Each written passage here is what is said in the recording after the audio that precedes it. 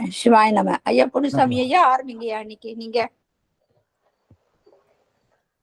நன்றி அம்மா. சிவாய நம. திருச்சிற்றம்பலம். பிடியதன் உருமை கொளமிகு கரியது வடிகொடுதனதடி வழிபடும் அவரிட கடிகணபதி வர அருளினன் மிகு கோடை வடிவினர் பலமுறையிறையே. திருச்சிற்றம்பலம். நால்வர் துதி பாட்டுமாய்மா? பாடுங்கய்யா, பாடுங்க பாடுங்கய்யா. பாடுங்க. ஊழியர்கோன் வெப்பொழித்த புகழியர்கோன் கழல் போற்றி ஆழிமிசைகள் மிதப்பில் அணைந்த பிரான் அடி போற்றி வாடி திருநாவலூர் வன் தொண்டர் பதம் போற்றி ஊழி மலி திருவாத ஊரர் திருத்தாள் போற்றி. திருச்சிற்றம்பலம். இல்லையம்பலம். சிவாயனம். திருச்சிற்றம்பலம். நன்றி அம்மா. ஐயா ஆரம்பிக்கலாங்க ஐயா. ஆரம்பிக்கலாமா? சரி. திருச்சிற்றம்பலம். கருவாய் கிடந்துன் கழலே நினையும் கருத்துடையே உருவாய் தெரிந்துன்றன் நாமம் பயின்றேன் உனதருளால் திருவாய் பொலிய சிவாய நமவென்று நீரணிந்தேன் தருவாய் சிவகதினி பாதிரி புலியூர் அரணே. ஈராண்டில் சிவஞானம் பெற்றுயர்ந்த மெய்கண்டார் இணைத்தாள் போற்றி நாராண்ட பல் அடியார்க்கு அருள் புரிந்த அருள் நந்தி நற்றாள் போற்றி நீராண்ட கடந்தை நகர் மறைஞான சம்பந்தர் நிழற்றாள் போற்றி சீராண்ட தில்லை நகர் உமாபதியார் செம்பதும திருத்தாள் போற்றி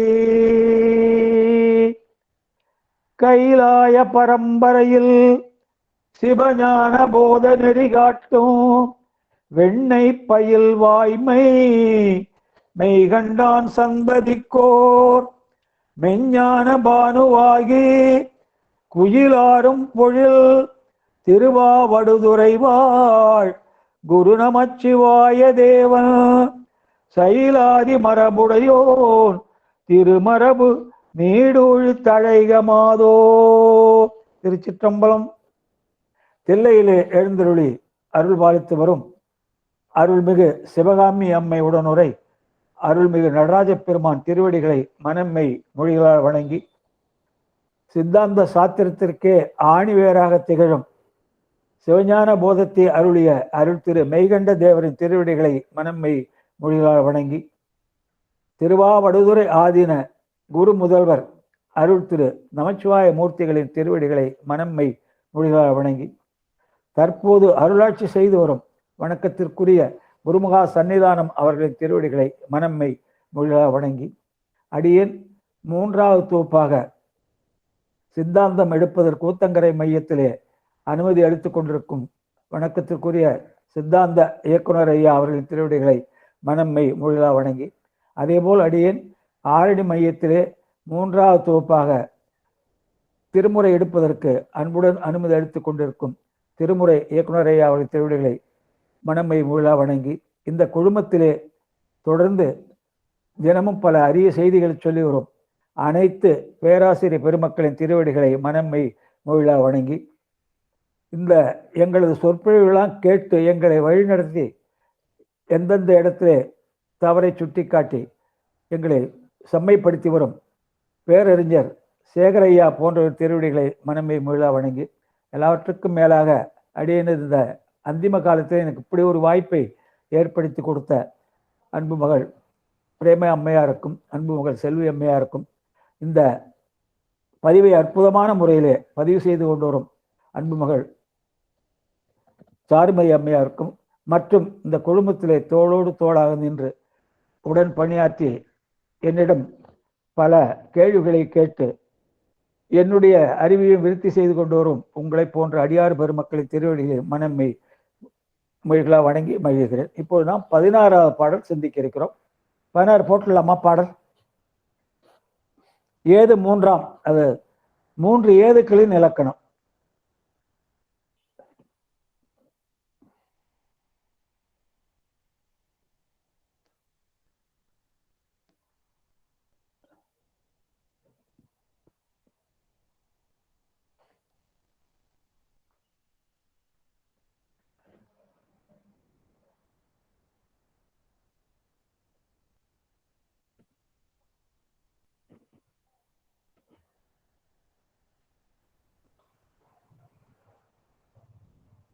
ஆ 16 போட்டாச்சுமா. இது 3 ஏதுக்களின் இலக்கணத்தை சொல்றார். இந்த 3 ஏதுக்கள் சொல்றாரு. அந்த 3 ஏதுக்களின் தன்மையை சொல்றார். இப்ப பதம் சொல்றேங்க. பதம் இயல்பு காரியத்தோடு, இயல்பு காரியத்தோடு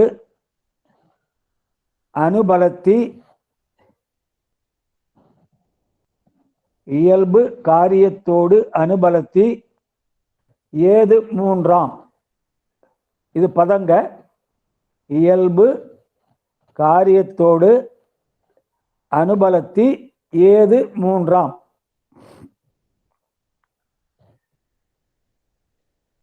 பதம். இதுக்கு உரை இயல்பு ஏது, காரிய ஏது, அனுபலத்தி ஏது, இயல்பு ஏது, காரிய ஏது, அனுபலத்தி ஏது என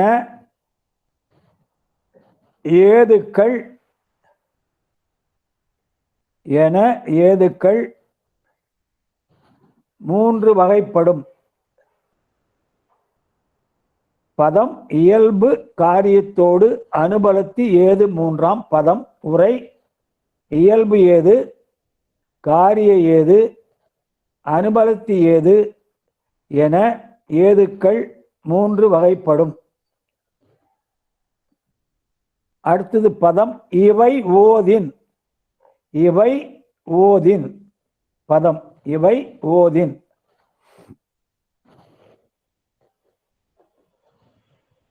உரை இவற்றை விளக்கி கூற வேண்டுமென்றால்,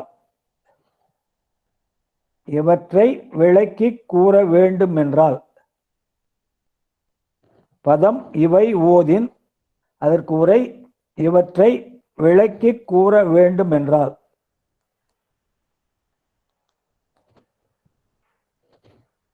அடுத்தது பதம் இயல்பு மா மரத்தை காட்டல். பதம் இயல்பு மா மரத்தை காட்டல். இப்ப சொல்றது பதங்க. இயல்பு மா மரத்தை காட்டல். அதுக்கு உரை மா முதலான சொற்கள், மா முதலான சொற்கள்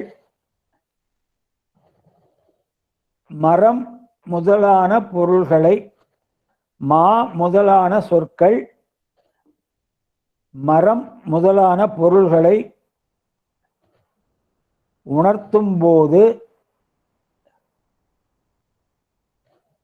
மா முதலான சொற்கள் மரம் முதலான பொருள்களை உணர்த்தும் போது அச்சொற்களில் இயல்பாக உள்ளதாகிய, அச்சொற்களில் இயல்பாக உள்ளதாகிய ஆற்றல், அச்சொற்களில் இயல்பாக உள்ளதாகிய ஆற்றல் இயல்பு ஏது எனப்படும். இயல்பு ஏது எனப்படும்.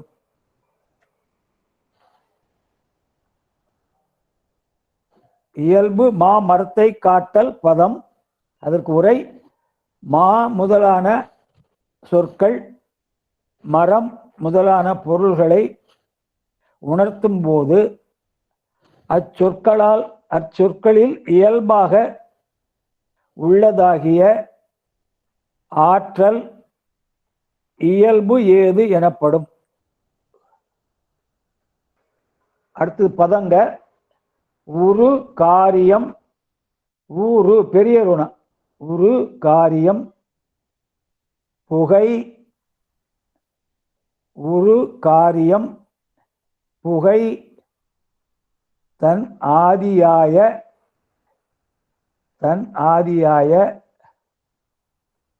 அனல் காட்டல் ஆகும். உரு காரியம்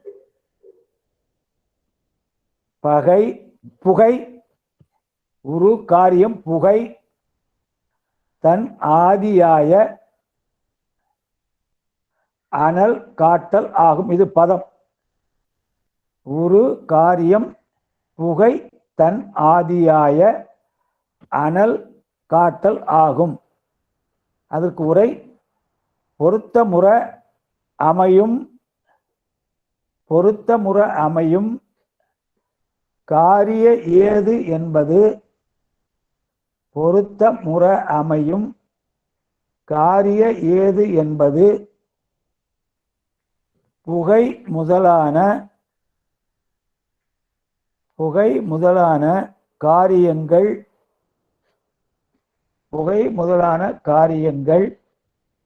நெருப்பு முதலான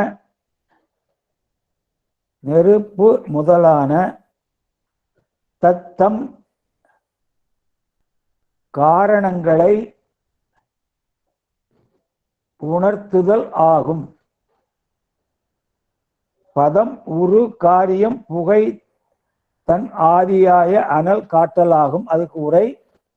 பொருத்தமுற அமையும் காரிய ஏது என்பது புகை முதலான காரியங்கள் நெருப்பு முதலான தத்தம் காரணங்களை உணர்த்துதல் ஆகும்.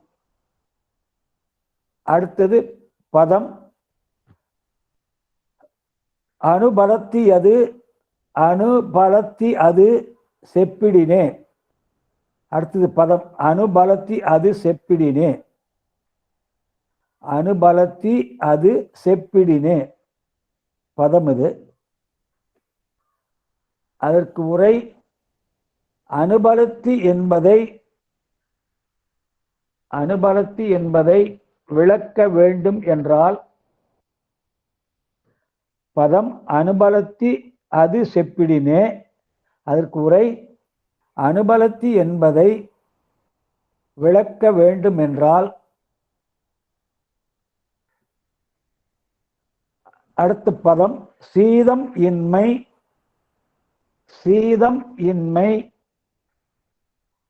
பனி இன்மை காட்டல் போலும். பதம். சீதம் இன்மை பனி இன்மை காட்டல் போலும். அதுக்கு உரைங்க. குளிர்ச்சி இல்லாமை முதலான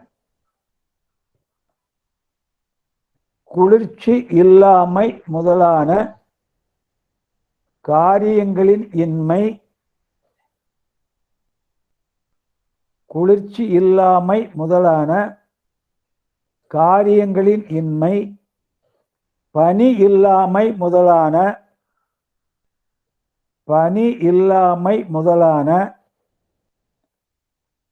காரணங்களின்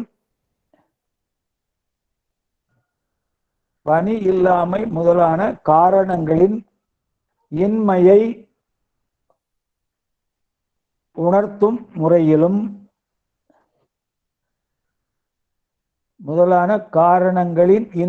உணர்த்தும் முறையிலும்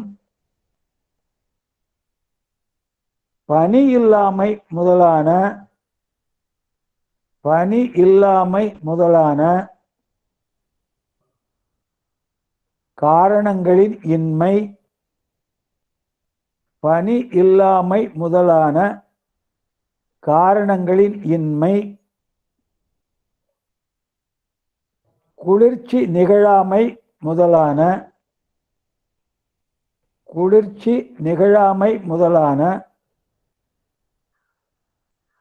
காரியங்களின்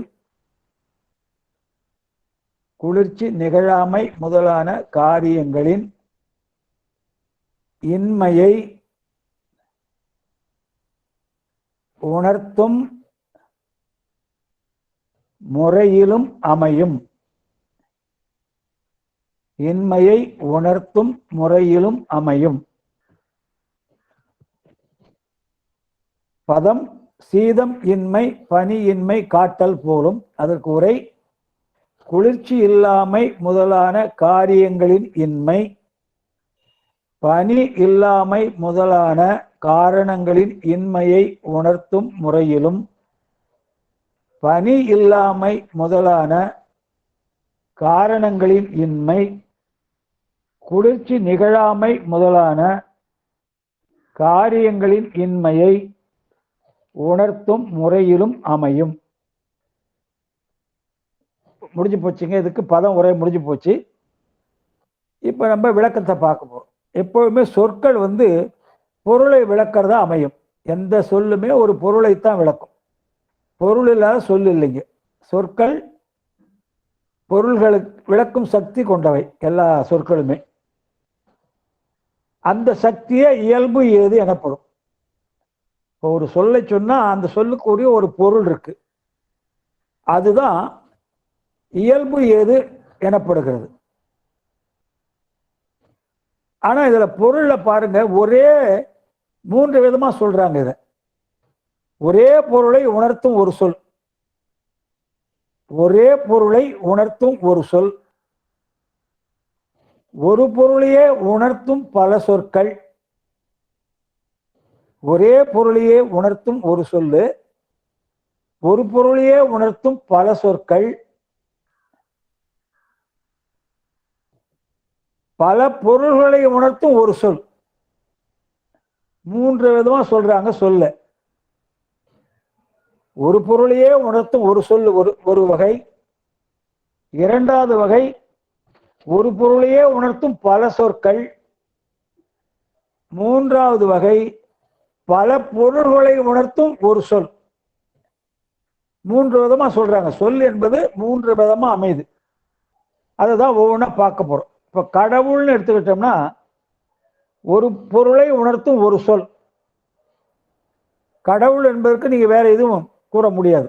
கடவுள் என்றால் அது ஒரே ஒரு சொல்லை தான், அந்த சொல் கடவுளை தான் குறிக்கும். கடவுள் என்றால் அது ஒரு பொருளை உணர்த்தும். அழியாதவர், நித்தியமானவர், என்றும் இருப்பவர், சர்வ வியாபிகி எல்லாம் சொல்றோம். ஆகவே கடவுள் என்றால் ஒரு பொருளை உணர்த்தும் ஒரே சொல் அது. இரண்டாவது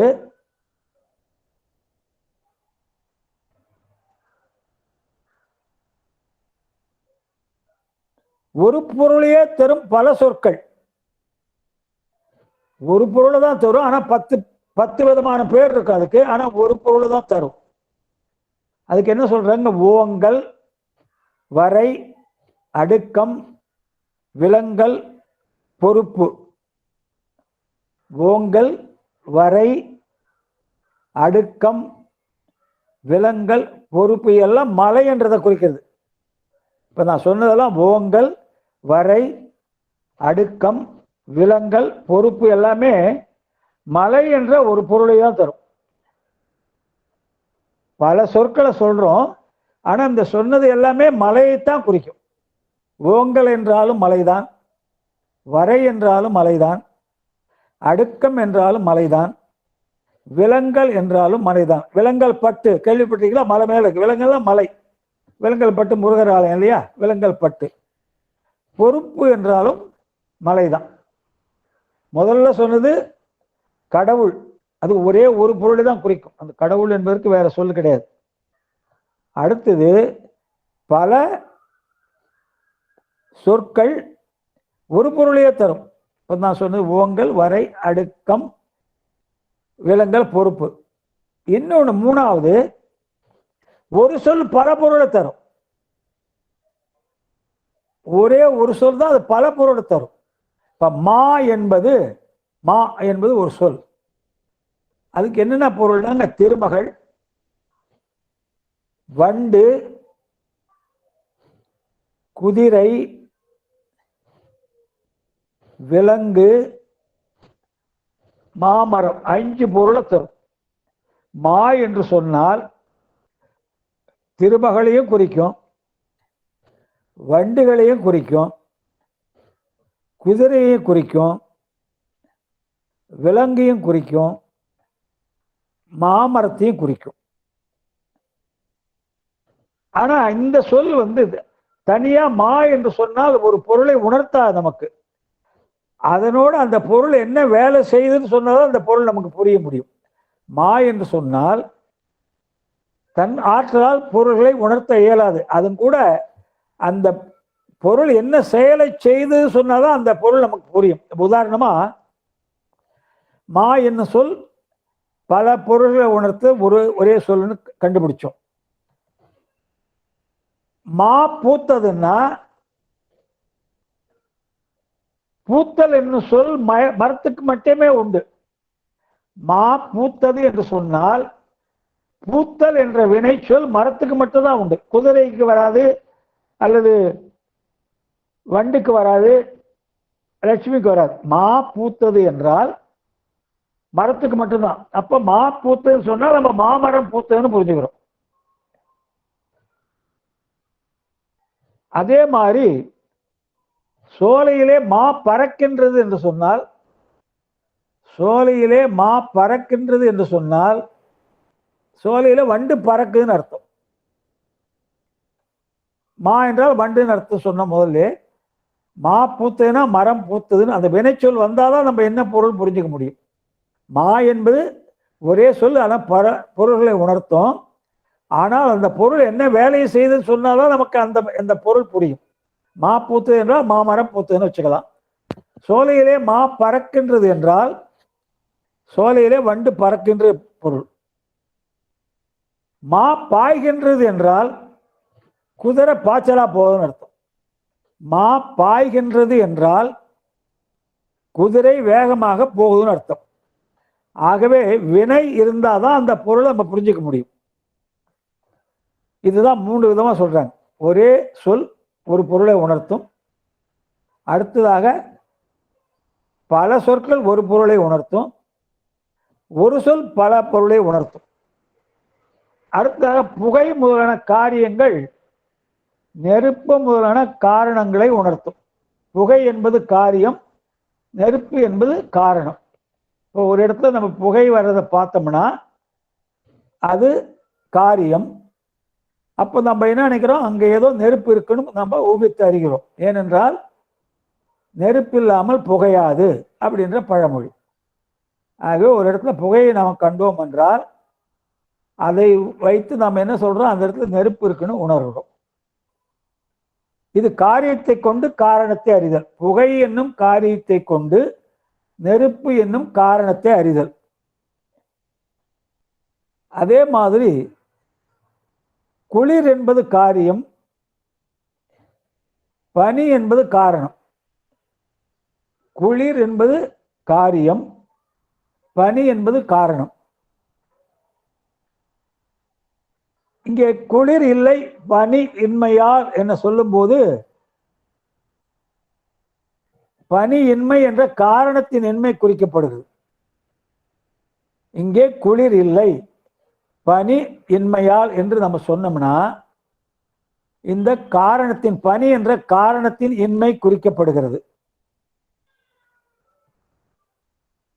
குளிர் இன்மை என்பது காரியத்தின் இன்மை. காரியத்தின் இன்மை என்பதை கொண்டு காரணத்தின்மையும், அதே மாதிரி காரணத்தின்மை கொண்டு காரியத்தின்மையும் உணர்கிறோம். இது இல்லைன்னா அது இல்லை, அது இல்லைன்னா இது இல்லை அப்படின்றது. அப்புறம் இதிலே 2 விதம் சொல்றாங்க. புகை உள்ளதால் நெருப்பு உண்டு என்பது உடன்பாட்டு முறை. புகை உள்ளதாலே நெருப்பு உண்டு என்பது சொல்றது உடன்பாட்டு முறை. குளிர் இன்மையால் பனி இல்லை என்பது அனுபலத்தி. குளிர் இல்லாதால் பனி இல்லை என்பது அனுபலத்தி. இப்படியாக இந்த 3 சொல்றார். இயல்பு ஏது, காரிய ஏது, அனுபலத்தி ஏதுன்னு 3 விதமா சொல்லிட்டார். இதுல முக்கியமா நமக்கு கவனிக்க வேண்டியது அந்த ஒரு சொல்லை குறிக்கக்கூடிய ஒரே சொல், ஒரு பொருளை குறிக்கிற ஒரே சொல், பல பொருளை குறிக்கக்கூடிய பல பொருளால் குறிக்கப்படும் ஒரு பொருள் பல சொற்களால், அதே மாதிரி ஒரு சொல்லால் குறிக்கப்படும் பல பொருள்கள், 3 விதமாக பார்த்தோம். அடுத்த பாட்டுமா 17.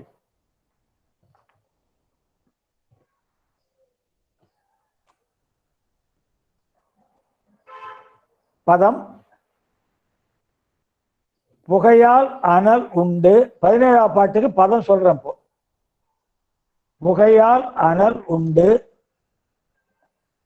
அடுக்களை போல்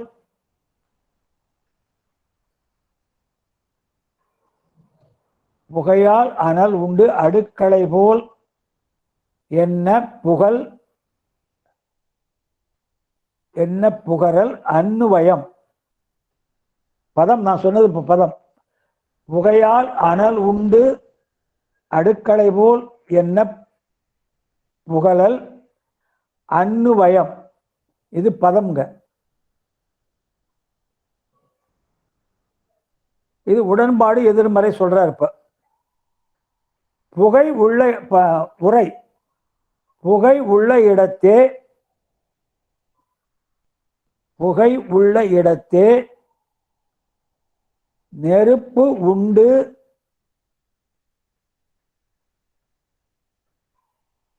என கூறுவதும் புகை உள்ள இடத்தே நெருப்பு உண்டு என கூறுவதும் அதற்கு புகை இருக்கும் அடுக்களையை போல அதற்கு புகை இருக்கும் அடுக்களையை போல என ஓமை கூறுவது உடன்பாட்டு முறை. பதம் புகையால் அனல் உண்டு அடுக்களை போல் என்ன புகழல் அன்னுவயம். பதம் இது. அதற்கு உரை புகை உள்ள இடத்தே நெருப்பு உண்டு என கூறுவதும் அதற்கு புகை இருக்கும் அடுக்களை போல் என ஓமை கூறுவதும் உடன்பாட்டு கூற்றாம். அடுத்தது பதம் வகையாம் அனல் இல்லாவிடத்து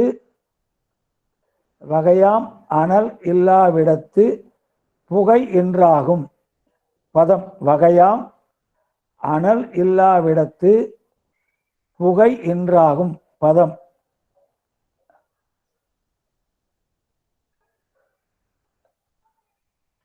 அதுக்கு உரை நெருப்பு இல்லாத இடத்தே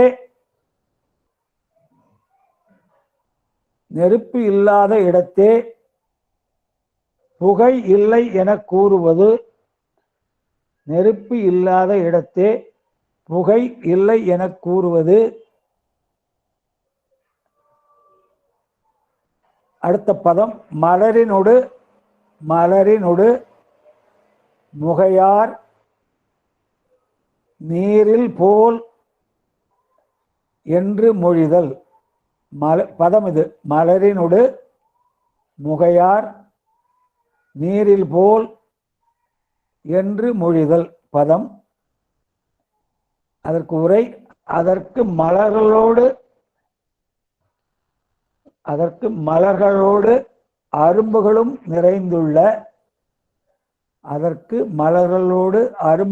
நிறைந்துள்ள தாமரை தடாகம் போல் என ஓமை கூறுவதும்.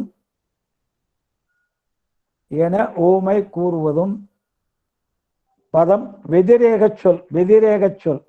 பதம் ரேகச் சொல். உரை எதிர்மறை கூற்றாம். பதம் வெதிரேகச் சொல். அதுக்கு உரை எதிர்மறை கூற்றாம். அடுத்தது பதம் இவை தொகையார்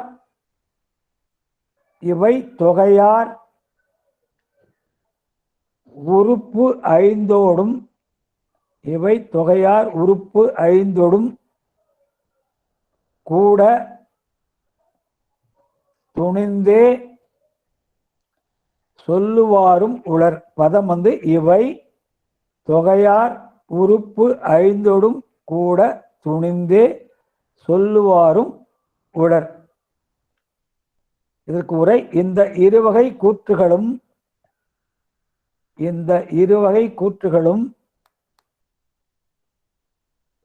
தொகுதிப்பட அமையும். இந்த இருவகை கூற்றுகளும் தொகுதிப்பட அமையும். மேற்கோள், இந்த இருவகை கூற்றுகளும் தொகுதிப்பட அமையும். மேற்கோள், ஏது ஓமானம். மேற்கோள், ஏது ஓமானம். உபநயம் நிகமனம். மேற்கோள், ஏது ஓமானம் உபநயம் நிகமனம் என்னும் ஐவகை உறுப்புகளோடு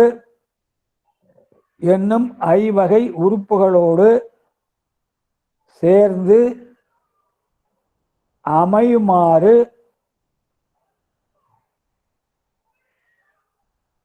தெளிவுபட கூறுவாரும் உள்ளர். பதம் இவை தொகையார் உறுப்பு ஐந்தொடும் கூட துணிந்தே சொல்லுவாரும் உளர். அதற்கு உரை, இந்த இருவகை கூற்றுகளும் தொகுதிப்பட அமையும். மேற்கோள், ஏது ஓமானம் உபநயம் நிகனம் என்னும் ஐவகை உறுப்புகளோடு சேர்ந்து அமையுமாறு தெளிவுபட கூறுவாரும் உள்ளர். இது உரை முடிஞ்சிருதுங்க. இதுக்கு என்ன சொல்றாருன்னா, இந்த தன்பொருட்டு அனுமானம் பிறர் பொருட்டு அனுமானத்தை விளக்க சொல்றார். சொல்லுமா, எதுமா? இவை தொகையார் உறுப்பு ஐந்தோடும் கூட சொல்லுவாரும் உளர். அதுக்கு பதம் சொல்றீங்க, அதுக்கு உரை சொல்லுங்கய்யா இன்னும் ஒரு தரம். அதான் வர, இவை தொகையார் உறுப்பு ஐந்தோடும் கூட துணிந்தே சொல்லுவாரும் உளர். அது பதம். கூட துணிந்தே சொல்லுவாரும் உளர். அதுக்கு உரை, இந்த இருவகை கூற்றுகளும் தொகுதிப்பட அமையும்.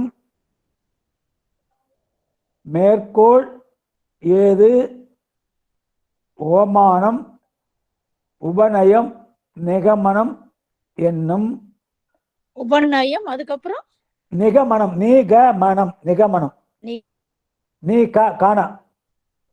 நிகமனம் என்னும் ஐவகை உறுப்புகளோடு சேர்ந்து அமையுமாறு தெளிவுபட கூறுவாரும் உளர்.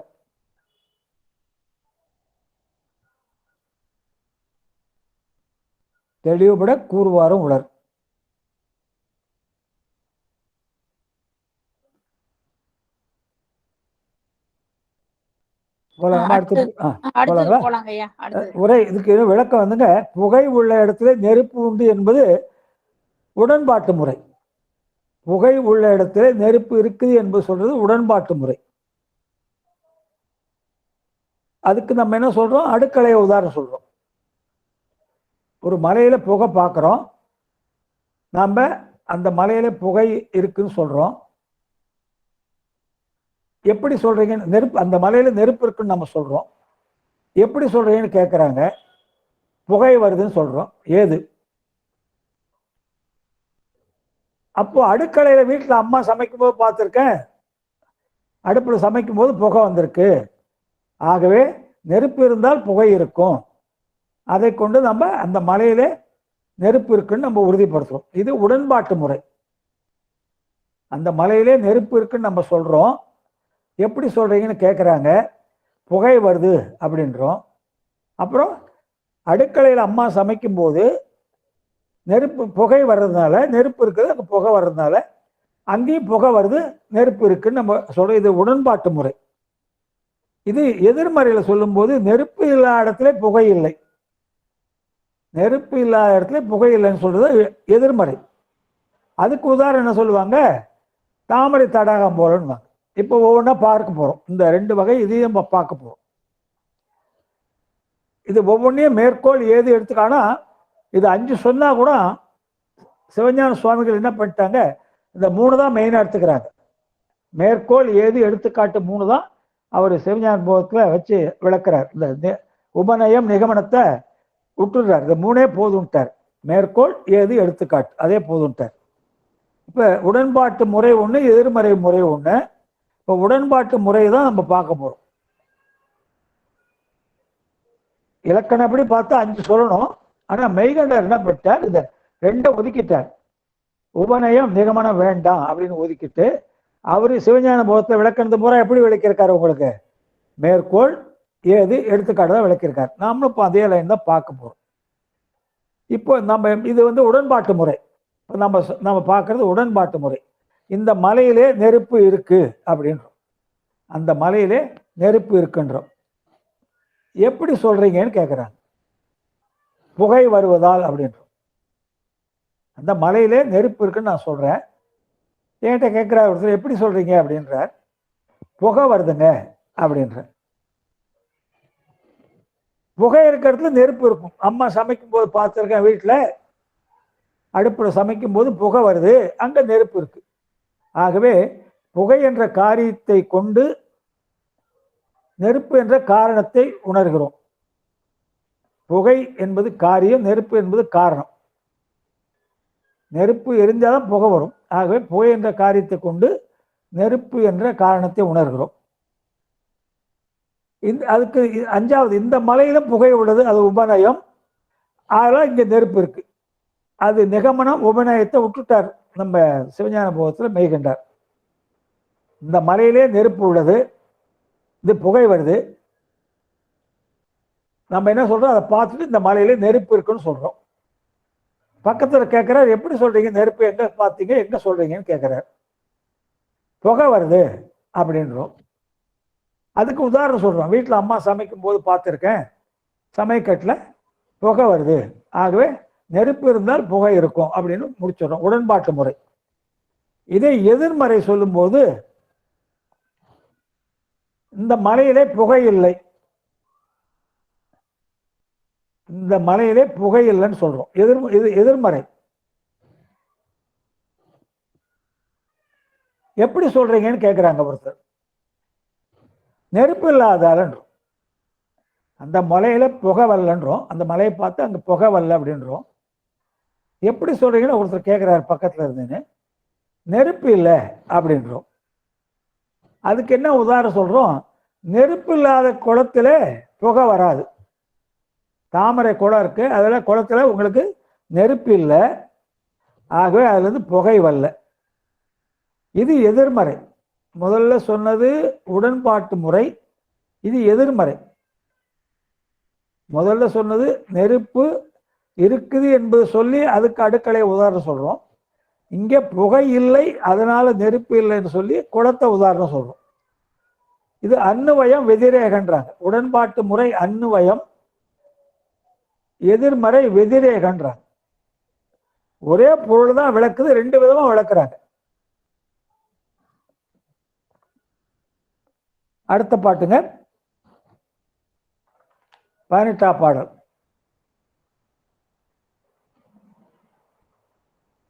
பதம் போது நாற்றத்தால் அறிதல். போது நாற்றத்தால் அறிதல். பதம் இது. 18ஆம் பாடலுக்கு பதம் போது நாற்றத்தால் அறிதல் பதம்.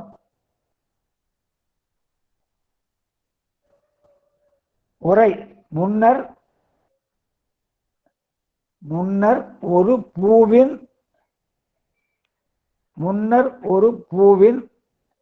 நறுமணத்தை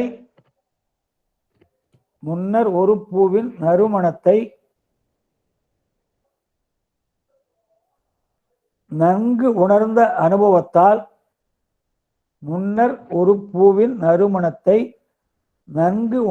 அனுபவத்தால் இப்போது அதே வகையான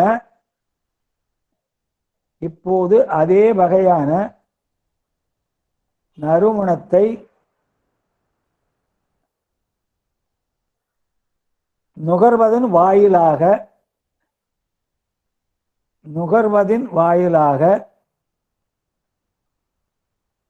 அந்த பூவை நேரே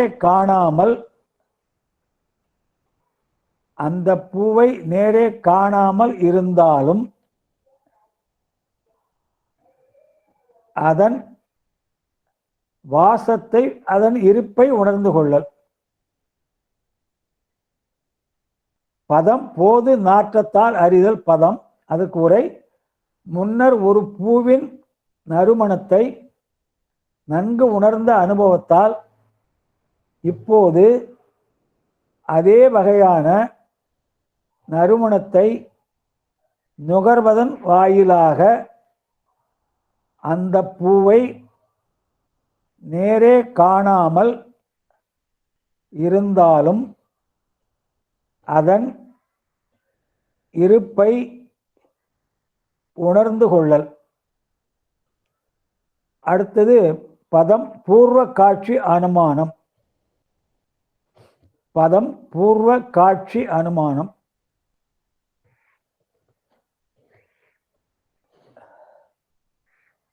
பூர்வ காட்சி அனுமானம் பதம். அதற்கு உரைங்க பூர்வ காட்சி அனுமானம் எனப்படும். பூர்வ காட்சி அனுமானம் பதம். அதற்கு உரை பூர்வ காட்சி அனுமானம் எனப்படும். பூர்வம்னா முன்னர் அர்த்தம். முன்னே நம்ம பார்த்துருக்கோம் ஒரு பொருளை, அதை பற்றி அந்த வாசனை வச்சு இப்போ உணர்வோம். அடுத்தது பதம் ஓதும் உரையால்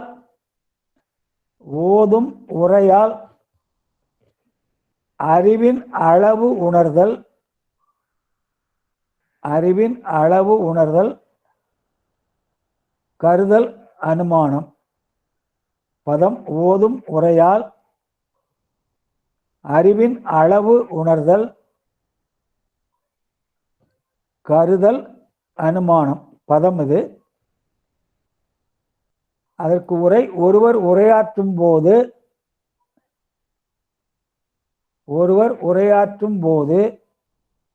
அவர் வெளிப்படுத்தும்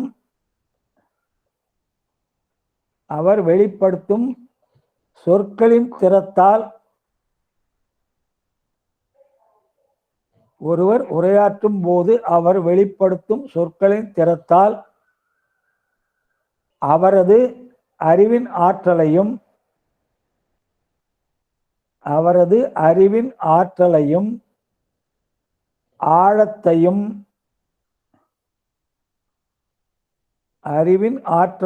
ஆழத்தையும் அறிதல்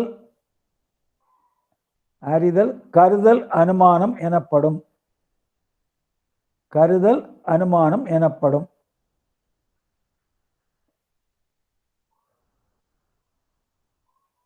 அடுத்து பதங்க நீதியால். பதம் நீதியால் முற்கண்ம பலம் நிகழ்வது. நீதியால் முற்கண்ம பலம் நிகழ்வது. பதம் நீதியால் முற்கண்ம பலம் நிகழ்வது. உரை முற்பிறவியில்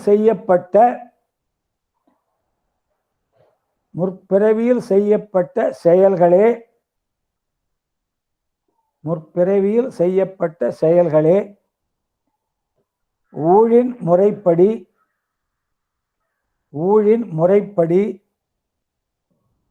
இப்பிறவியில் முற்பிறவியில் செய்யப்பட்ட செயல்களே ஊழின் முறைப்படி இப்பிறவியில் இன்பமாகவும் துன்பமாகவும்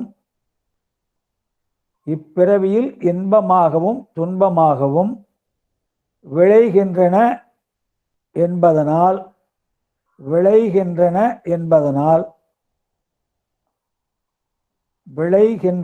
என்பதனால் அடுத்தது பதம் இப்போது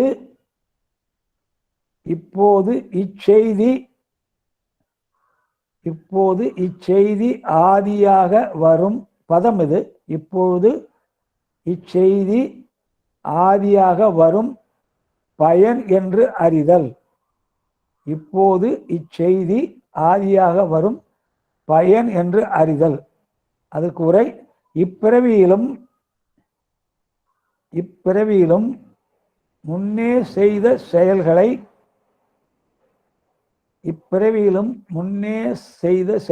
செய்தால்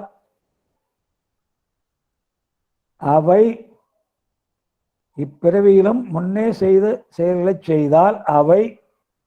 அடுத்து வரும் பிறவிகளுக்கும்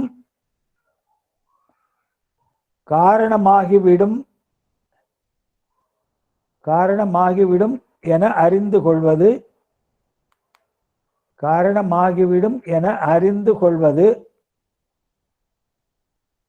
அடுத்தது பதம் உரையால் அனுமானம்.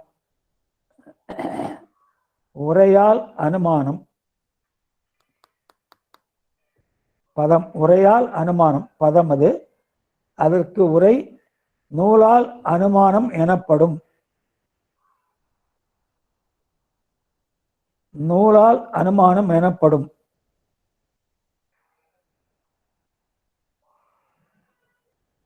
இது முடிஞ்சு போச்சு. விளக்கங்க. இப்போ நம்ம என்ன பண்றோம், நான் ஒரு வகுப்பு எடுக்க போறேன்னு வச்சுங்களேன். இப்போ ஊத்தங்கரை வகுப்பு எடுக்க போறேன். நான் அங்கே இருக்கிறவர்கிட்ட, அமைப்பாளர்கிட்ட, ஐயா கொஞ்சம் மாம்பழம் வாங்கி வைங்க, வகுப்புக்கு வரக்கூட பணம் கொடுத்துட்றேன் உங்களுக்கு, வாங்கி வைங்கன்னு சொல்லிட்டு சரிங்கன்ட்டார் அவர். நான் வகுப்பு போயிட்டேன். ஆனால் அவர் என்கிட்ட மாம்பழத்தை கொடுக்கவே இல்லை. எனக்கு வகுப்பு எடுக்க மனமே ஓடல. மாம்பழம் வாங்கி வைக்க சொன்னமே, ஏன்னா மாம்பழம் வாங்கி வச்சாரா வைக்கலன்னு தெரியல, ஒன்றும் சொல்லல. அவர் மட்டும் பேசாமல் உட்காந்துருக்காருன்னு நினச்சின்னு உட்காந்துருக்கேன். பாடம் அப்படியே நடத்தின்னு இருக்கேன். அப்போது அங்கே ஒரு ரூம் இருக்குது, அந்த மடப்பள்ளி ரூம்னு இருக்குன்னு வச்சுங்களேன். அந்த ரூம்லேருந்து மாம்பழ வாசனை கமவுன்னு வீசுது.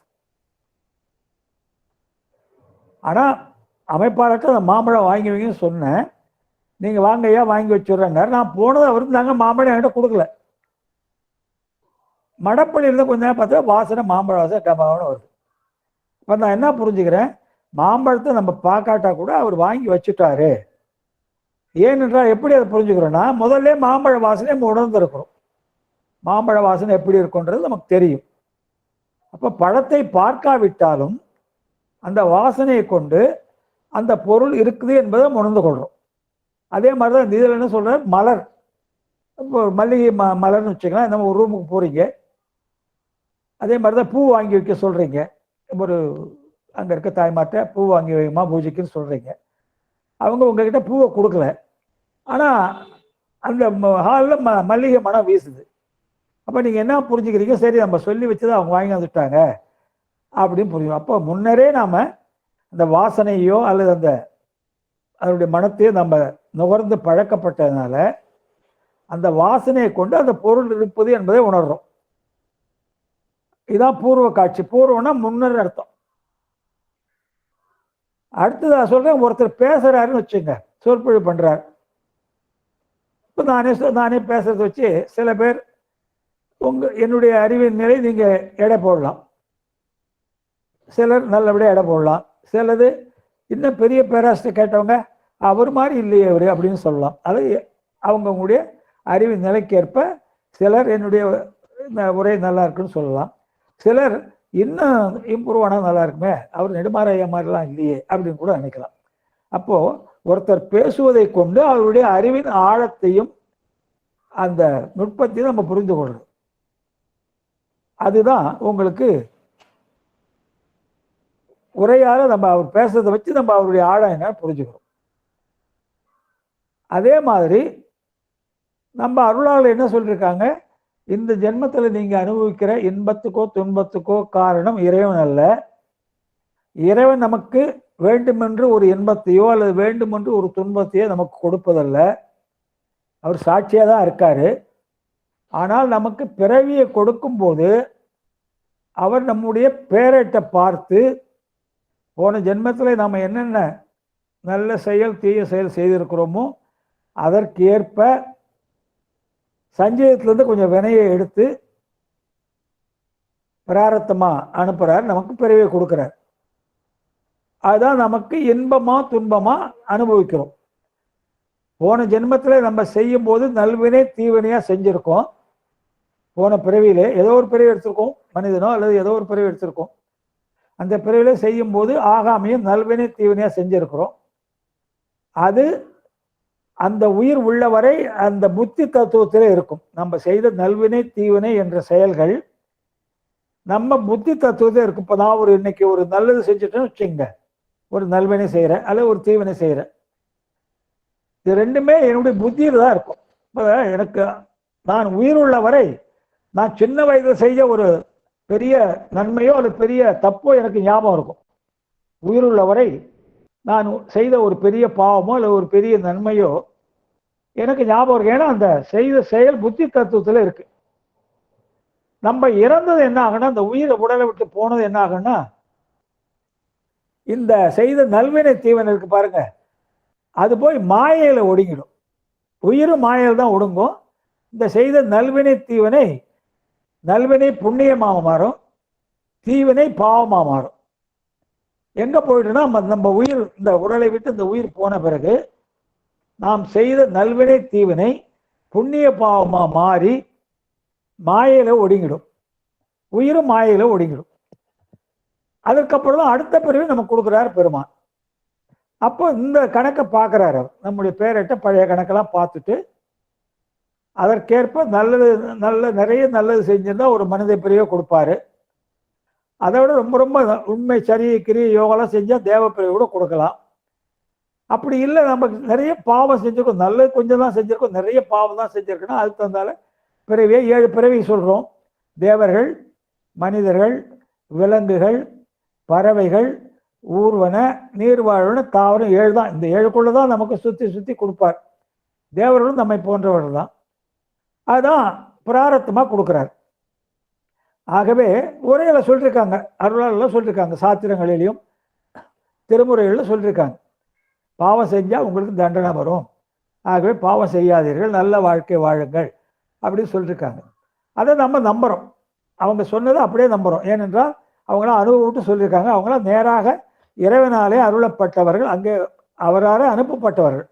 திருமுறை ஆசிரியர்கள், சித்தாந்த ஆசிரியர்கள் எல்லாமே இறைவனாலேயே நேராக இங்கே பூலோகத்திற்கு மக்களை நல்வழிப்படுத்த அனுப்பப்பட்டவர்கள். அவங்க நிறைய நீதிகளையும் புராணங்களையும் எழுதி வச்சிருக்காங்க. அதை கொண்டு நம்ம உணர்றோம். இது உரை அளவு. இதில் நம்ம கேள்வி கேட்கறதில்ல, இப்படிதான் அது எப்படி ப்ரூவ் பண்ணுங்கன்னு யாரும் சொல்றது கேட்கறதில்ல. நம்ம பாவம் செஞ்சிருக்கோம், இப்போ துன்பம் அனுபவிக்கிறோம், நல்லது செஞ்சால் இப்போ இன்பம் அனுபவிக்கிறோம், இப்படி நம்ம உணர்ந்து கொள்கிறோம். ஆகவே இது 3 விதமாக சொல்றார். இந்த இதில் ஒரே அனுமானம், பூர்வ காட்சி, அந்த ஒருத்தர் பேசுகிற செய்தியை வச்சு அவருடைய அறிவின் ஆழத்தை கண்டுபிடிக்கிறது. அடுத்ததுங்க 19ஆம் பாடல். 19 போயிடலாங்களா? ஐயா ஒரே சந்தேகம். சொல்லுங்கம்மா. நீதியால் முன் கண்ம பலம் நிகழ்வதுன்னு சொன்னீங்களங்க ஐயா, அதுக்கு உரை சொல்லுங்க ஐயா. இன்னொரு முற்பிறவியில் செய்யப்பட்ட செயல்களே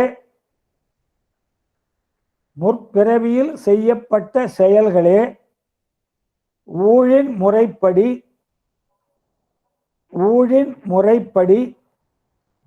ஐயா அது ஊழ்வினை சொல்லுவோமே அதுதானங்க ஐயா, ஊழ்வினைன்னு சொல்லுவோமே அதுதானே? அதான் ஊழ்னா தலைவிதி தான், தலைவிதி. Okay okay. ஊழின் முறைப்படி இப்பிறவியில் இன்பமாகவும் துன்பமாகவும் விளைகின்றன என்பதாம். அதான் தலைவிதின்ற நம்ம தலையெழுத்து அப்படின்ற மாதிரி தான். இந்த பிறவில நம்ம என்னென்ன அனுபவிக்க வேண்டுமோ குழந்தை பிறக்கக்குள்ளே ரெக்கார்ட் ஆயிடுதான். ஒரு குழந்தை ஜனனமான உடனே அந்த குழந்தையானது எந்த தாய் தந்தைக்கு பிறக்கணும் முதல்ல எழுதி வச்சிடும், அதன்படி தான் பிறக்குது. அதற்கப்புறம் அது எந்த ஊரில் வாழும், அது என்ன செயல் செய்யும், அதுக்கு எப்படி கல்யாணம் ஆகும், அது என்ன படிக்கும், என்ன வேலை பண்ணும், எல்லாமே அதில் ரெக்கார்ட் ஆயிடுதுன்றாங்க. கருவுட்பட்ட 6.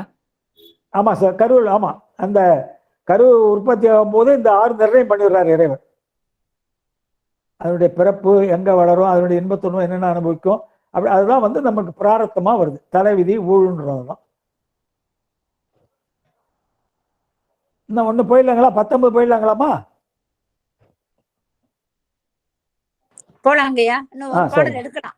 அதான் 19 முடிச்சிருவோம். இது ஆகம பிரமாணத்தையும் இலக்கணம் சொல்றாரு. ஆகம பிரமாணத்தை இலக்கணம் சொல்றாரு. இந்த ஒரே அளவுன்னு சொன்னல, அருளாளர் சொன்னதை அதுக்கு இலக்கணம் சொல்றாரு. பதம் அனாதியே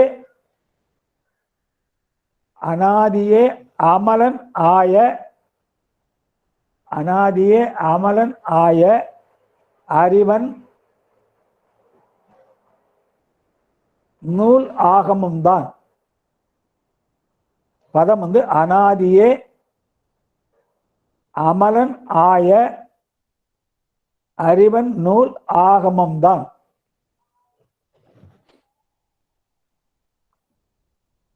அதற்கு உரை. பதம் அனாதியே அமலன் ஆய அறிவன் நூல் ஆகமம் தான். இதுக்கு உரை. இயல்பாகவே இயல்பாகவே எப்போதும் இயல்பாகவே எப்போதும் பாசங்களில் இருந்து நீங்கி இயல்பாகவே எப்போதும் பாசங்களில் இருந்து நீங்கி தூயோனாகவும் தூயோனாகவும் முற்றறிவு உடையவனாகவும் முற்றறிவு உடையவனாகவும் விளங்கும் சிவபெருமான் விளங்கும் சிவபெருமான் அருளிச் செய்த சிவபெருமான் அருளிச் செய்த முதல் நூல்கள்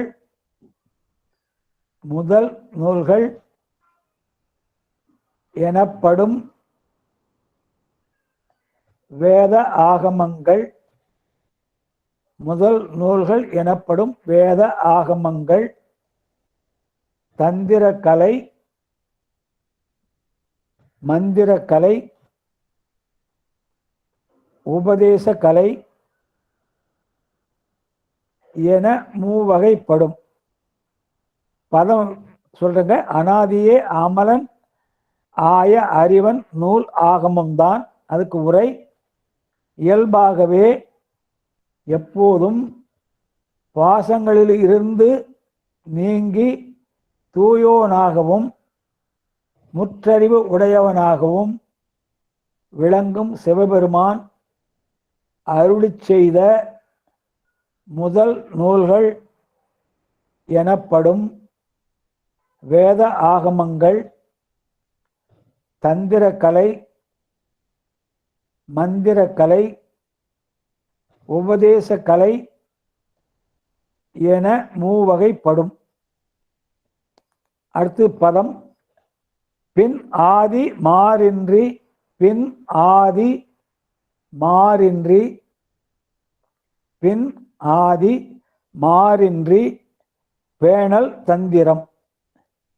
பதம். பின் ஆதி மாறின்றி பேணல் தந்திரம். அதுக்கு உரை. அவைகளுள் பதம். பின் ஆதி மாறின்றி பேணல் தந்திரம். அதுக்கு உரை. அவைகளுள் தந்திரக்கலை ஆகிய உரை அளவை அவைகளுள் தந்திரக்கலை ஆகிய உரை அளவை என்பது தனக்கு பின்வரும்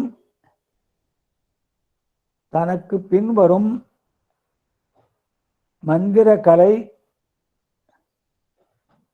உபதேசக்கலை அவைகளுள் தந்திரக்கலை ஆகிய உரை அளவை என்பது தனக்கு பின்வரும் மந்திரக்கலை உபதேசக்கலை என்பவைகளோடு மாறுபாடு இல்லாமல்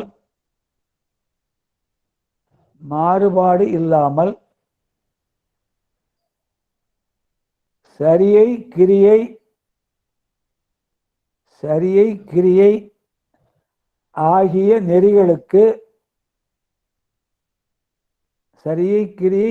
நெறிகளுக்கு ஏற்ற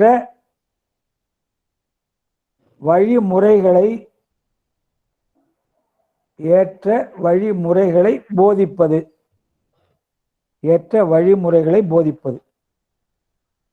பதம் பின் ஆதி மாறின்றி பேணல் தந்திரம். அதுக்கு உரை அவைகளுள் தந்திரக்கலை ஆகிய உரை அளவை என்பது தனக்கு பின்வரும் மந்திரக்கலை உபதேசக்கலை என்பவைகளோடு மாறுபாடு இல்லாமல் சரியை கிரியை ஆகிய நெறிகளுக்கு ஏற்ற வழிமுறைகளை போதிப்பது.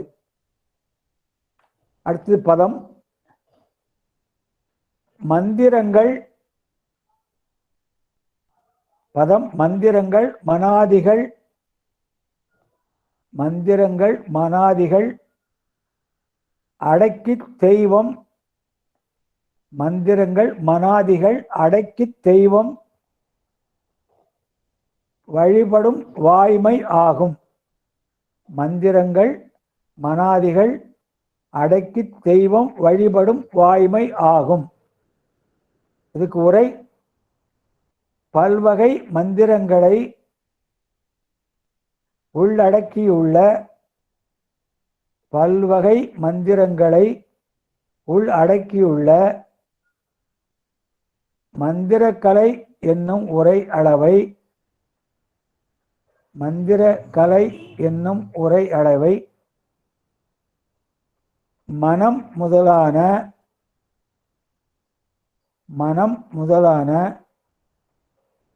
கருவிகளை அடக்கி ஒருமுகப்படுத்தி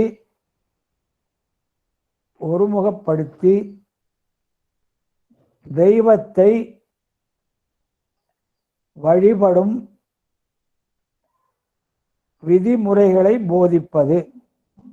தெய்வத்தை வழிபடும் விதிமுறைகளை போதிப்பது.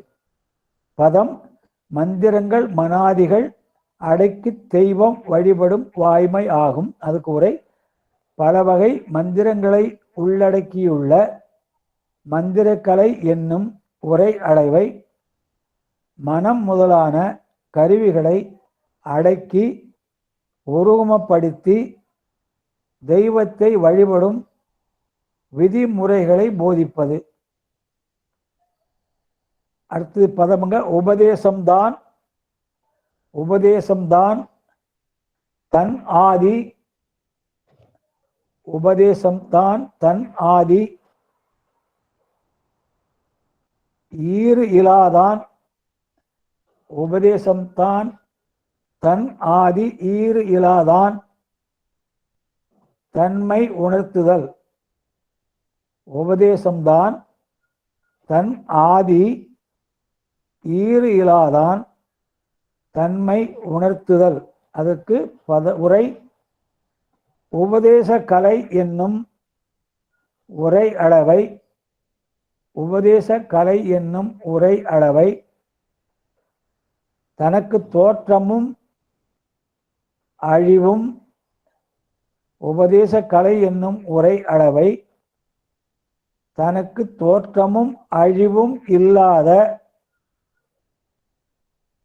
இறைவனின் தனக்கு தோற்றமும் அழிவும் இல்லாத இறைவனின் தன்மைகளை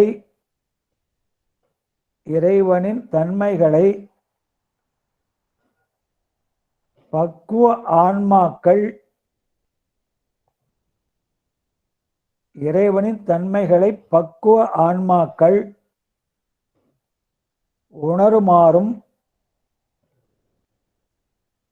உணருமாறும் ஆன்மாக்கள் உணருமாறும் பிறர்க்கு உணர்த்துமாறும் போதிப்பது. பிறர்க்கு உணர்த்துமாறும் போதிப்பது.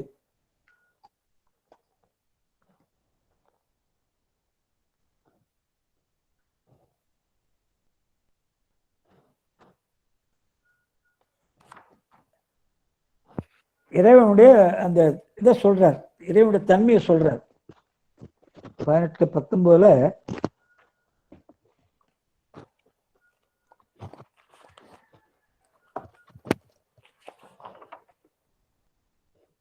அதாவது தந்திரக்கலை என்பது செய்வது செய்யக்கூடாத சொல்றதுங்க. தந்திரக்கலை என்பது எதை செய்வது எதை செய்யக்கூடாது என்பதை உணர்த்துவது, அது கிரியை முறை சொல்றது. இது வேதத்திலே கர்மகாண்டம், சிவாகமத்திலே சரியா பாதன்றாங்க. தந்திரக்கலை என்பது செய்வது செய்யக்கூடாதே உணர்த்துவது, கிரியை முறைகளை தெரிவிப்பது. வேதத்திலே கர்மகாண்டம், சிவாகமத்திலே சரியா பாதம். மந்திரக்கலை என்பது இறை வழிபாட்டு முறையை உணர்த்துவது. இறை வழிபாட்டு முறை என்றால் மனம் உடைய அந்த கரணங்களை தன் விருப்பப்படி செல்லவிடாது தடுத்து தான் வழிபடும் தெய்வத்தை மனத்தை ஒன்றி வழிபடுதல். மனத்தை புற விஷயங்களில் செலுத்தாமல் தான் வழிபடும் தெய்வத்தின் மேலே மனம் ஒன்றி வழிபாடு செய்வது. இது உங்களுக்கு வேதத்திலே உபாசன காண்டம், சிவாகமத்திலே கிரியா பாதம்ன்றாங்க. உபதேச கலை என்பது இறைவனின் இயல்பை ஆராய்ந்து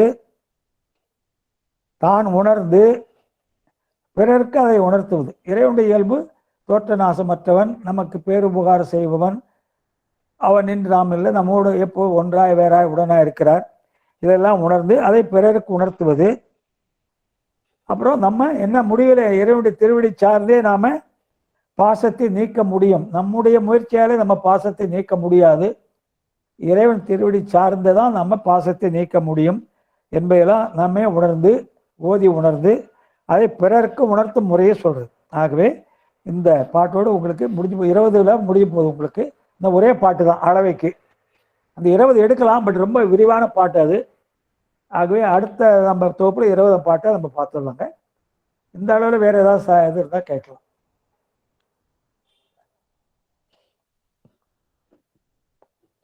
யாராவது சந்தேகம் இருந்தா கேட்கலாங்கம்மா. ஐயா, இந்த பதம் மந்திரன் மானாதிகள் அடக்கி தெய்வம் வழிபடும் வாய்மை. எந்த பாட்டுன்னு சொல்லுங்க, எந்த பாட்டுன்னு சொல்லிட்டு சொல்லுங்க. சொல்லுங்க. பதம் மந்திரங்கள் மானாதிகள் அடக்கி தெய்வம் வழிபடும் வாய்மையாக. அதுக்கு உரைய இன்னொரு தடவை சொல்றேம்மா. பல்வகை மந்திரங்களை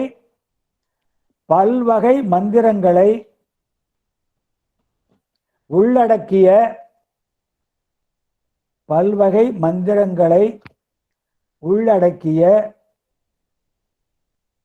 மந்திரக்கலை என்னும் பல்வகை மந்திரங்களை உள்ளடக்கியுள்ள மந்திரக்கலை என்னும் உரை அளவை மனம் முதலான கருவிகளை அடக்கி ஒருமுகப்படுத்தி தெய்வத்தை வழிபடும் விதிமுறைகளை போதிப்பது. பல்வகை மந்திரங்களை உள்ளடக்கியுள்ள மந்திரக்கலை என்னும் உரை அளவை மனம் முதலான கருவிகளை அடக்கி ஒருமுகப்படுத்தி தெய்வத்தை வழிபடும் விதிமுறைகளை போதிப்பது. நன்றிங்க. நல்லதுமா ஐயா. அடியனுக்கு 18வது பாடல்ல சொல்லுங்க, எடுத்துக்குங்களா. இப்போது இச்செய்த ஆதியாக வரும் பயன் என்று அறிதலும், அதுக்கு ஒரு முறை சொல்லுங்க ஐயா. இப்பிறவியிலும் முன்னே செய்த செயல்களை செய்தால்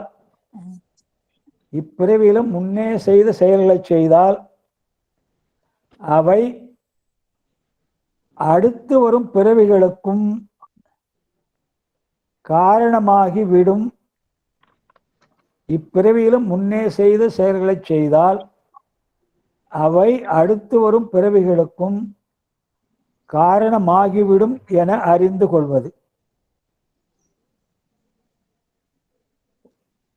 அருளாலும் சொல்லியிருக்காங்க, இதெல்லாம் செஞ்சீங்கன்னா பாவம் வரும், செய்யக்கூடாதுன்னு. நாம் அதை உணர்ந்து அதை நம்பி அது மாதிரி பாவங்களை நம்ம செய்யாம இருந்தால் அடுத்த பிறகு நல்லதாகும். ஏன்னா எப்படி சொல்றாங்கன்னா, இறைவன் நம்ம பாவத்தெல்லாம் கணக்கெழுறாங்க. தொழுது தூமலர் தூவி துதித்து நின்று அழுது காமுற்று அரற்றுகின்றாரையும் பொழுதுபோக்கி புறக்கணிப்பாரையும் எழுதும் கீழ்கணக்கு இந்நம்பர் ஈசனே. நம்மை போல உள்ள பக்தர்கள், தினமும் வழிபாடு செய்பவர்கள், இதெல்லாம் வழிபாடு தான்மா. நம்ம இப்போ செய்கிறது எல்லாமே வழிபாடு தான், ஞான வழிபாடு இதெல்லாம். நம்ம செய்கிற செயல் எல்லாமே ஒரு கணக்கில் இருக்கிறார் பெருமான், ஆட்டோமேட்டிக்காக அங்கே ரெக்கார்ட் ஆகிடும். அதே போன்று கடவுள் இல்லை, சாமி இல்லை, அப்படி இப்படின்னு நாத்திகம் பேசுகிறானே, அவங்க செய்கிற செயலையும் கணக்கில் எழுதுகிறார். எழுதும் கீழ்கணக்குன்றார். அதுதான் தத்துவத்தில் நமக்கு நேதி தத்துவம். எழுதும் கீழ்கணக்கு என்றால் நேதி தத்துவம்.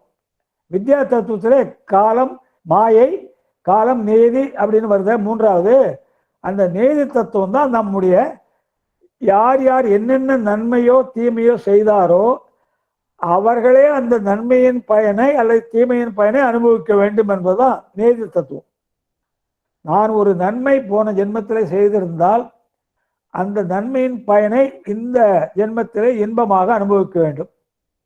நான் ஒரு தீமை போன ஜென்மத்திலே செய்திருந்தால் அந்த தீமைக்குரிய பயனை துன்பமாக இந்த ஜென்மத்தில் அனுபவிக்க வேண்டும். அதான் நேதி தத்துவம். நம்முடைய இன்ப துன்பங்களை அவங்கவுங்க செஞ்சதை அவங்கவுங்களே அனுபவிக்க வேண்டும் என்பது இறைவன் அந்த தத்துவத்தின் மூலமாக தான் நம்ம வழி நடத்துகிறார். ஆகவேதான் அருளாளர் சொல்லியிருக்காங்க, பாவம் செய்யாதீங்க, நல்ல வாழ்க்கை வாழுங்க. பாவத்துக்கு என்ன சொல்லிட்டாங்க? ஒரே வரியில சொல்லிட்டாங்க, உனக்கு எது வந்தால் துன்பம் என்று நினைக்கிறாயோ அதை பிறருக்கு செய்யாது. அது ஒரே வரியில தர்மத்தை சொல்லிட்டு போயிட்டாங்க. உனக்கு எது வந்தால் துன்பம் என்று நினைக்கிறாயோ அதை பிரத்தியாருக்கு செய்யாது. அப்படி இருந்தாலே உங்களுக்கு நமக்கு பாவம் சேராது. அப்போ நம்மளுக்கு எப்படி பாவம் சேருதுன்னா, எண்ணம் சொல் செயல் மூன்றாலும் நமக்கு வினைகள் வந்து கொண்டே இருக்குது.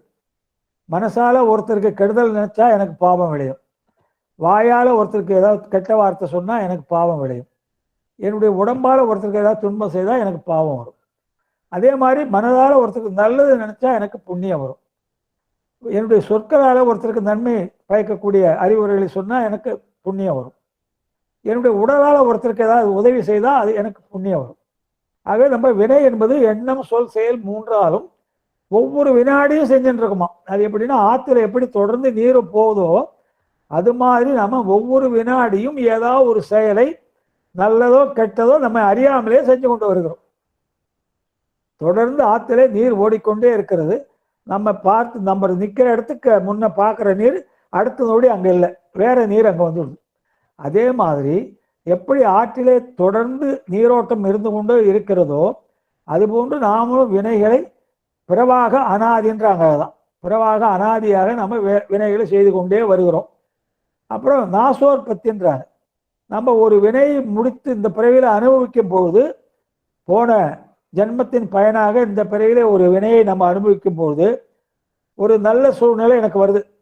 இந்த ஜென்மத்தில் இறைவன் அருளால் நான் செய்த புண்ணியத்தால் எனக்கு ஒரு நன்மை வருதுன்னா நம்ம அந்த நன்மையை அடக்கத்தோடு இறைவனை நினைச்சு கொண்டு அனுபவிச்சிடணும். ஆனால் நான் என்ன நினைக்கிறேன், இதே சூழ்நிலை இன்னும் கொஞ்சம் நாளைக்கு எனக்கு நீடிக்க வேண்டும் என்று ஒரு தவறான செயலை செய்து அந்த இன்பத்தை இன்னும் கொஞ்ச நாள் நீட்டிக்கிறேன், ஒரு தவறான வழியை பின்பற்றி. அதே போன்று ஒரு துன்பம் நமக்கு இந்த ஜென்மத்தில் வந்திருந்தால், நாம் போன ஜென்மத்தில் ஏதோ துன்பம் செஞ்சுருக்கோம், அதற்கு இணையாக இந்த பிறவியில் நமக்கு இறைவன் துன்பத்தை கொடுக்கிறார் என்பதை சொல்லி அந்த துன்பத்தை அடக்கத்தோடு அனுபவிச்சிடணும். நம்ம என்ன பண்ணுறோம், அந்த துன்பம் ஒரு மாதம் அனுபவிக்க வேண்டிய விதிப்படி இருக்குன்னு வச்சுங்க, நம்ம அதை ஒரு குறுக்கு வழியில் ஏதோ ஒரு தவறான செயல் செய்து ஒரு வாரம் 10 நாளில் அந்த துன்பத்தை போக்கிக் கொள்கிறோம். இப்போ ஒரு வினையை அனுபவிக்கும் பொழுதே நம்முடைய விருப்பு வெறுப்பால் புதிய வினை தோன்றுது. ஒரு வினையை நம்ம அனுபவிச்சுருக்கோம் அந்த பிறவியில், ஆனால் அந்த செயலிலே உள்ள விருப்பு வெறுப்பாலே நம்ம புதிய வினையை செஞ்சுக்கணும். அதுதான் மறுபடியும் ஆகாமே ஆயிடுது. அப்போ ஒரு வினை அழியும் போது இன்னொரு வினை தானாக உற்பத்தி ஆயிடுது. ஆற்றுல தண்ணி போகிற மாதிரி நம்ம வினை தொடர்ந்து செய்து கொண்டே வரோன்றாங்க. ஆகவே தான் அருளாளர்கள்லாம் நல்ல வாழ்க்கை வாழுங்க, யாருக்கும் தீமை நினைக்காதீங்க, எண்ணம் சொல் செயல் மூன்றாலும் எல்லாருக்கும் உதவி செஞ்சு வாழுங்கன்னு சொல்றாங்க. நல்லதுங்கய்யா, நல்லதுதான். அதுக்கப்புறம் 17வது பாடல்ல எடுத்துக்கங்கய்யா. 17 மலரினோடு முகையார் நீரில் போல் என்று அதுக்கு மொழிதல் என்று மொழிதல், அதுக்கு சொல்லுங்கய்யா. அதற்கு உரை, அதற்கு மலர்களோடு அரும்புகளும் அதற்கு மலர்களோடு அரும்புகளும் நிறைந்துள்ள தாமரை தடாகம் போல, அதற்கு மலர்களோடு அரும்புகளும் நிறைந்துள்ள தாமரை தடாகம் போல என ஓமை கூறுவதும். நெருப்பு இல்லைன்றதுக்கு சொல்றார். நெருப்பு இல்ல இடத்துக்கு அங்க தாமரை தடாகத்துல நெருப்பு இல்ல, புகை வரல, அதுக்காக சொல்றார். அதற்கு மலர்களோடு அரும்புகளும் நிறைந்துள்ள தாமரை தடாகம் போல என ஓமை கூறுவதும்.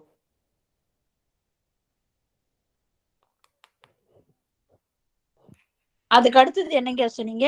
எதிர் ஏக சொல். வெதிரேகம்னா எதிர்மறை. வெதிரேகம் வெதிரேக சொல். வெதிரேக சொல்னா எதிர்மறை கூற்றம்.